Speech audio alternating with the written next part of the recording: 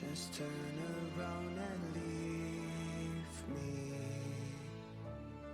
The tear in my eye drops on the floor alongside my spear.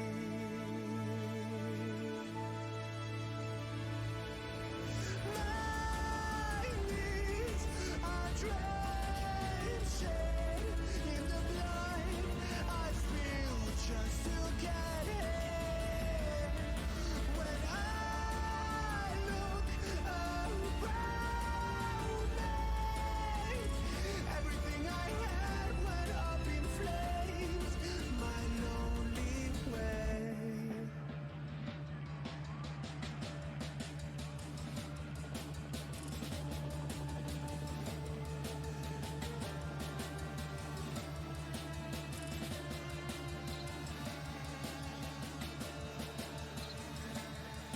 When I look around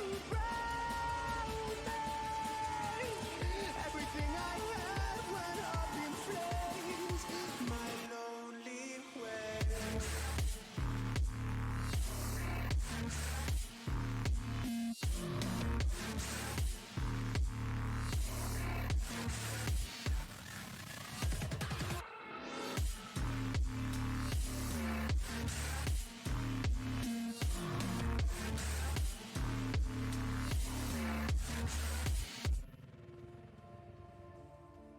I never prayed to Okay, we'll be getting started here in just a second.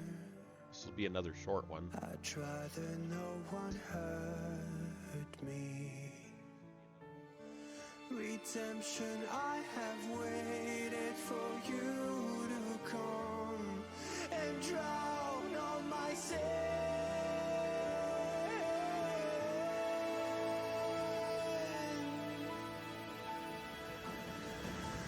My knees are drenching in the blood I spill just to get here. When I look around me, everything I had went up in flames.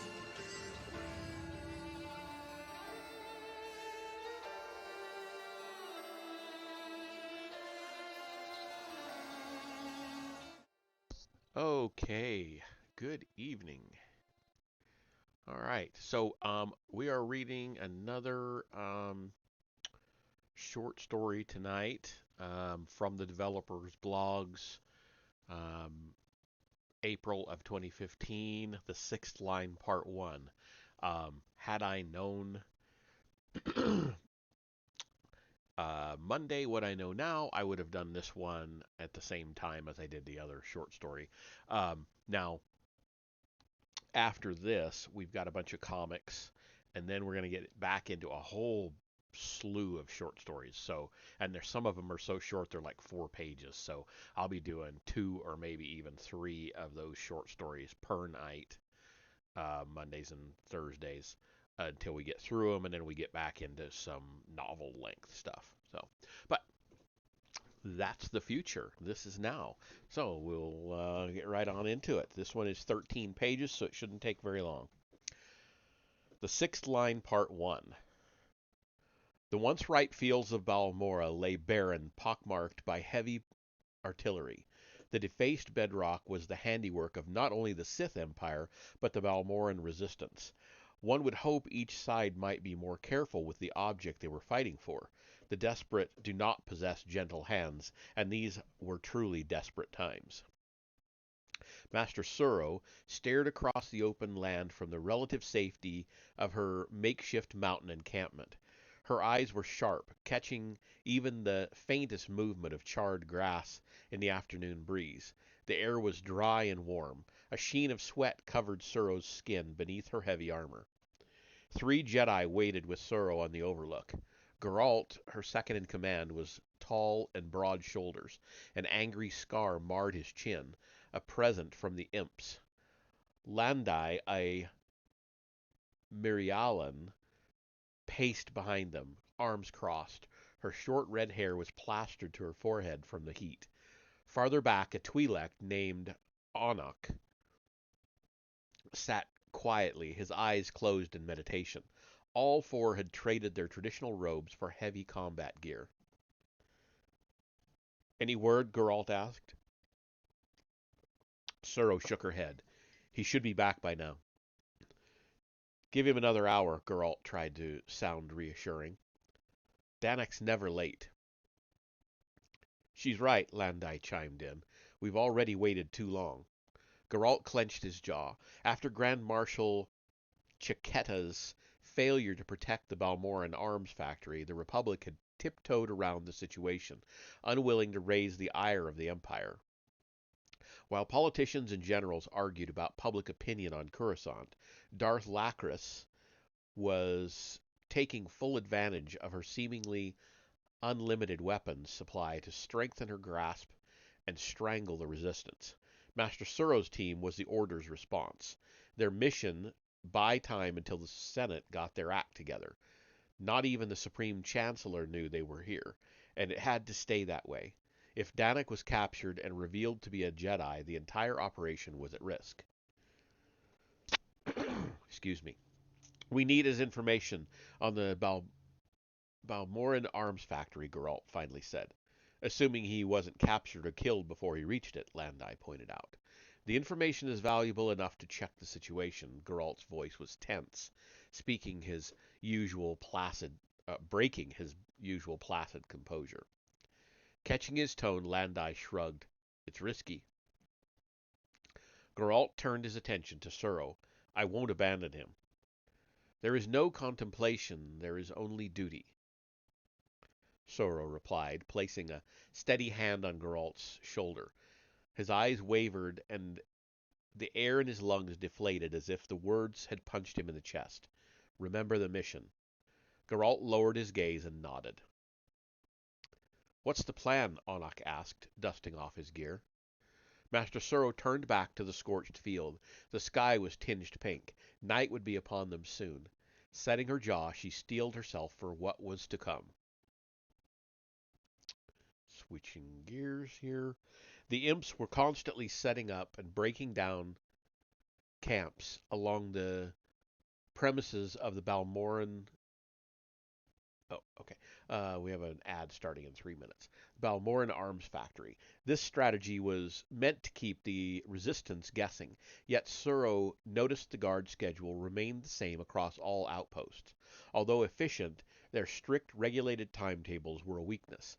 Anyone with simple observational skills could track shift changes as well as who would be on guard duty at what time. After watching the imps for months, Suro could recite the schedule in her sleep and knew when the laziest soldiers would be on post. Cloaking themselves in the darkness of the night, Suro's team scouted 4 outposts before spotting Danik. Lying flat on their bellies, they watched from a nearby ledge as Danik, bruised and bloody, was dragged to the center of the camp. Think they know? Landai asked. Excuse me again. If they thought he was a Jedi, they'd be more cautious. Full restraints, Suro whispered. She pushed a stray dreadlock from her forehead. Even in the dead of night, the heat was oppressive. He didn't resist. Geralt's brows knitted together. Didn't want to blow his cover.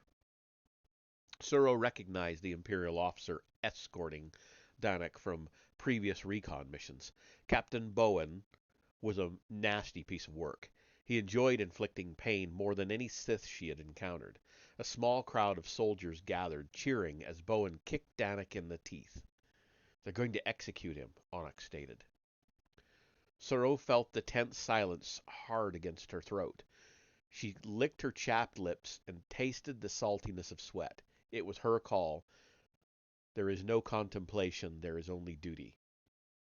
If we charge in and wipe out the camp, Darth Lacris will know when we tip the Republic's hand. Her voice held no emotion, but she found the words difficult to say. So we leave him? Geralt asked, struggling to keep his voice down. He knew the risk. She met his eyes. There is only duty. Geralt's breath was strained. What about to our squad? Our duty is to the Order. Do not confuse that with your attachment to Danik. It wasn't meant to be a threat, but a reminder from an old friend. The missions come first. If there was another way, a loud crack, then another, pulled their attention back toward the camp. Bowen slammed the butt of his blaster against the side of Danek's face. Geralt sucked in warm air with a hiss. His pupils narrowed to a point. Bowen circled Danek's crumpled form like a ravenous Nexu. The man was practically salivating in anticipation of the kill. Geralt pushed himself to his knees, ready to attack, when Suro's firm hand held him in place. Bowen raised his blaster to rest against Danek's temples and shouted, "Glory to the Empire!" before pulling the trigger. The soldiers roared in satisfaction as Danek's body fell to the ground. Geralt was as still as Danek's lifeless corpse, his eyes glossy and unfocused. Suro removed her hand from Geralt's arm, afraid that even the softest contact would shatter her friend's tense frame. Landai swore under her breath and looked away. Onak pursed his lips but said nothing. "There is no death, there is only the Force," Suro whispered. Bowen signaled 3 soldiers to approach. "Clean up this mess," he ordered, giving the body one final nudge with his boot. "And bring Ivo his finder's fee. Told him no credits till the job was done." Ivo, Suro ran the name through her memory, but came up short. "Any of you heard that name before?" Onak and Landai shook their heads. Geralt didn't move. All 3 soldiers saluted before 2 took Danek by his arms and legs. "We follow that one," Suro said, gesturing toward the 3rd soldier. "I need to know who this Ivo is." "We owe him our own finder's fee," Landai added. Okay, and that's actually the end of the 6th line part 1, and it goes right into the 6th line part 2. Looks like it was published 4 days after the first one, 4/28 of 2015. Suro's team crawled along the mountain ledge to follow Bowen's man on the ground. Geralt lagged behind, his expression still one of shock over Danek's death. But he was moving. That was all Suro could ask of him. The soldier hurried into one of the gray tents located at the far... Oh, man, I forgot about the ad. It never showed up on my phone. I have that because it usually shows the... So I'm just going to keep on going. The soldier hurried into one of the gray tents located at the far side of the camp. The crimson banners of the Empire flanked the entrance. "Ivo must be inside," Landai whispered. Suro nodded, pulling out her macro binoculars for a closer look. As expected, the tent interior was sparse, containing a simple metal desk and a few chairs. Besides the soldier they'd been following, 3 more Imperials stood around the room. A blue Twi'lek sat in one of the chairs. He had a nervous look, yellow eyes jumping from one soldier to the next in quick succession. From his worn civilian clothing, Suro could only assume this was Ivo. "Recognize him?" Suro asked, passing the macro binoculars down the line to Landai and Onak. Landai shook her head. "Twitchy, isn't he?"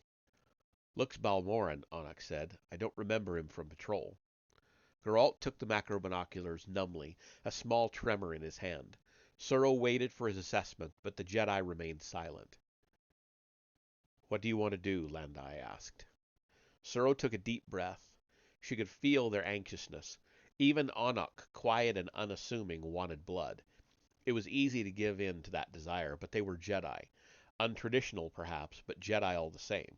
Still, Ivo was a problem. He'd been able to uncover her best scout and was obviously in the Empire's pocket. He needed to be dealt with, but not necessarily by way of a lightsaber. "He took the credits," Geralt murmured. He held the macro binoculars tight against his face. Suro was sure they would leave an impression in his fair skin. "We need more information," Suro pressed. Landai sighed and rubbed the corners of her eyes. "We're not going to find that sitting here." "He's on the move," Geralt said. Ivo emerged from the tent, glancing around as he rushed towards the camp exit. "Let's tail him, see where he leads us," Suro commanded. Do not attack, even if you have an opening. I'll assess the situation. We do what's best for the mission. Ivo was slippery. Suro assumed they would be able to follow the sound of his speeder's repulsor lift engine, but the Twi'lek preferred to slink through the darkness on foot. After doubling back a few times, Suro worried he was on to them. When he eventually continued forward, it seemed more likely this was a part of a paranoid routine. Not that she could blame him. He was being tailed. Despite his size and mental state, Geralt was as light-footed and silent as the rest of the team. Suro tried not to look at him or remember the way Danek's head had jerked when Bowen blasted him. It was done. Suro had known Jedi who spent a lifetime second-guessing their decisions, questioning whether they made the right choice. Right was irrelevant. Through rigorous training, she had learned to empty herself of emotion. This mental state brought clarity, and Suro could act without prejudice or passion. Contemplation only brought doubt, a gateway for more dangerous emotions. After 2 hours of walking, a small hut came into view. Suro signaled the others to hold as Ivo disappeared behind the door. Landai, go around, check if there's a back entrance. When the Mirialan nodded, Suro turned to the men. Guard the front in case he tries to bolt. Understood, Anak replied. Suro lingered on Geralt, waiting for an affirmation. After some hesitation, he gave her a curt nod. They moved swiftly and without a sound, their steps falling in unison. Once in position, Geralt motioned the all-clear for Suro to enter.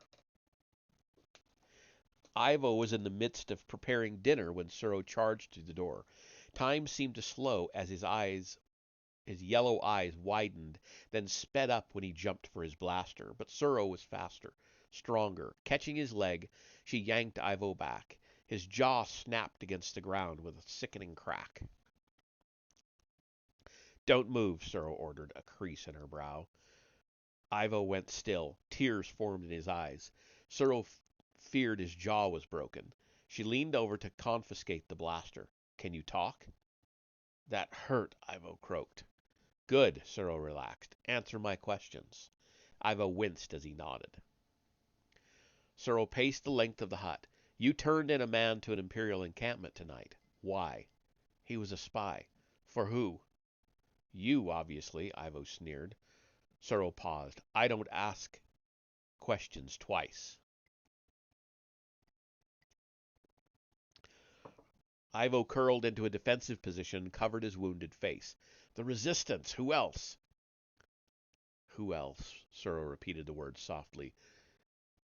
You would turn in one of your own? Ivo wrinkled his nose in disgust.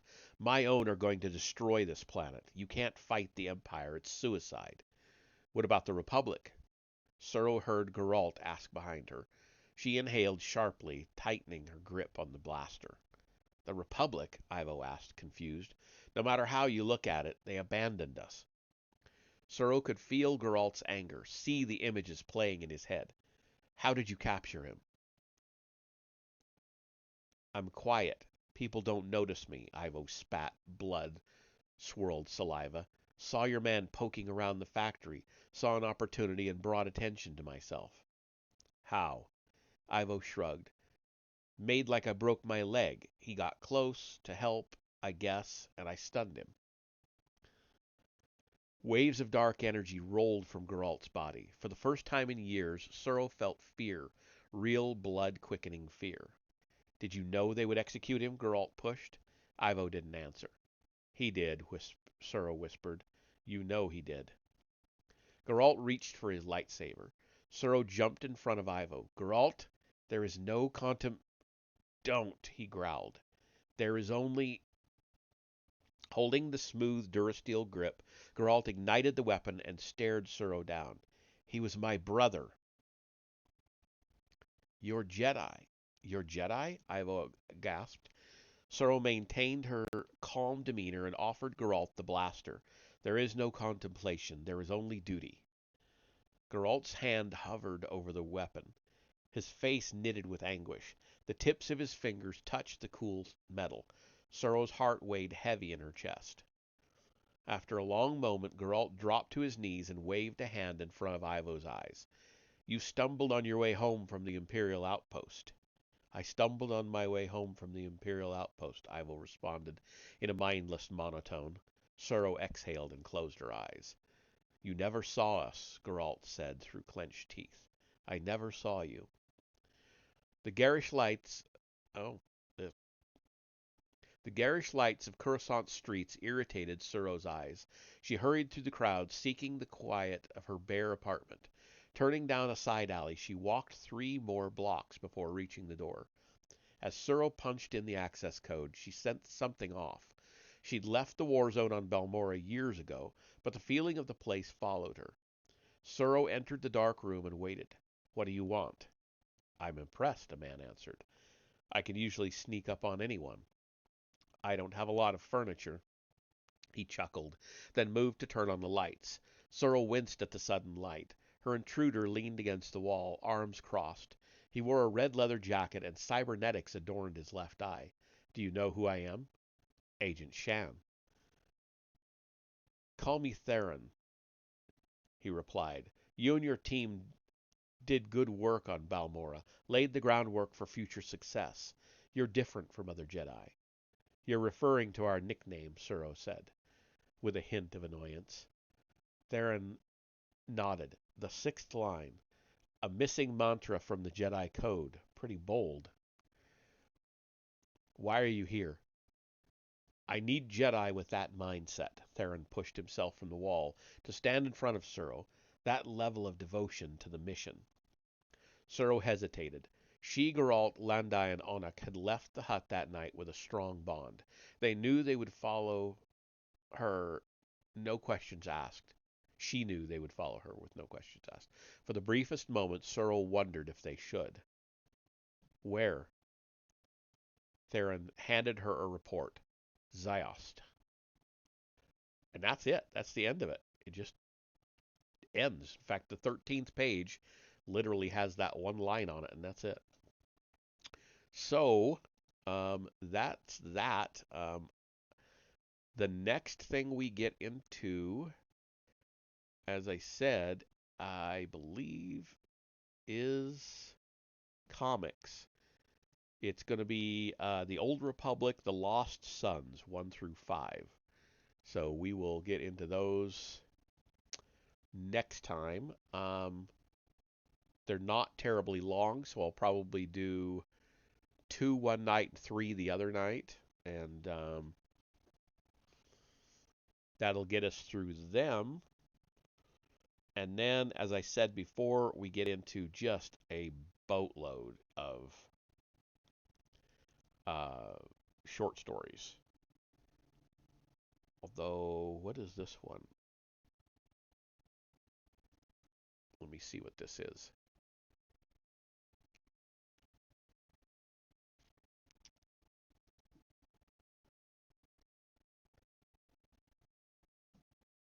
What?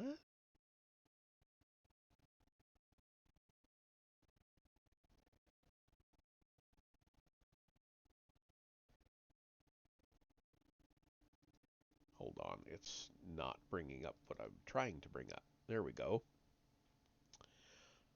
Oh, so this is actually a novel. It's The Old Republic Annihilation. So it's going to be a full-length novel. 33 chapters. So we'll get into that um, right after the comics. So I was a little off. After we get through that, then we have all those short stories. So anyway, enough of that. Enough for this session. I know it's short. Let's go on over. I see Super Nambro is on right now. Yeah, I'd rather go to him than Vesper tonight. So I'm going to take us on over there. Stick with me for just a couple minutes, and I'll see you over there.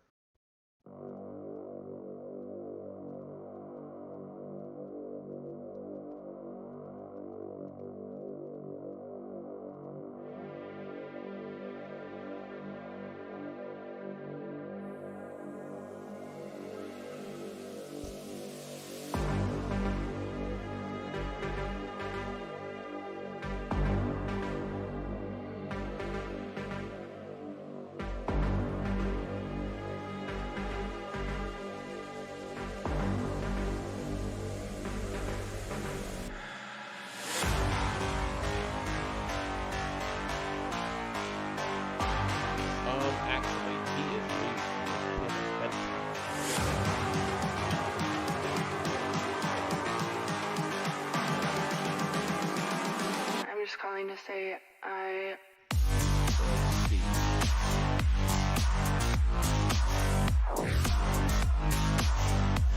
We'll go to decimal. Say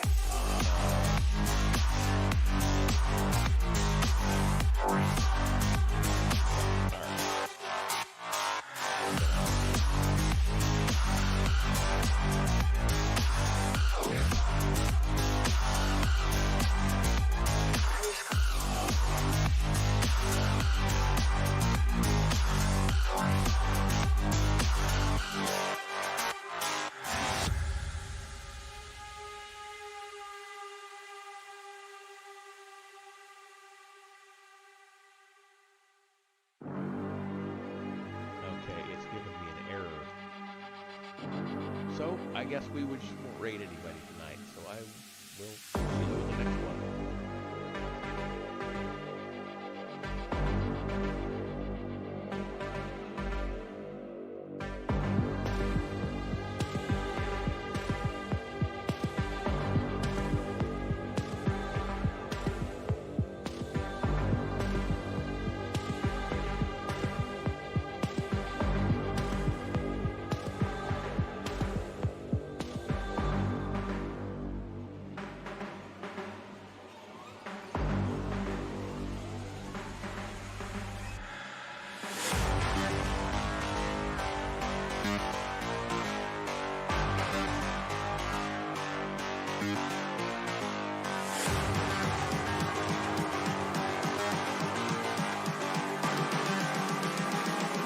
I'm just calling to say I...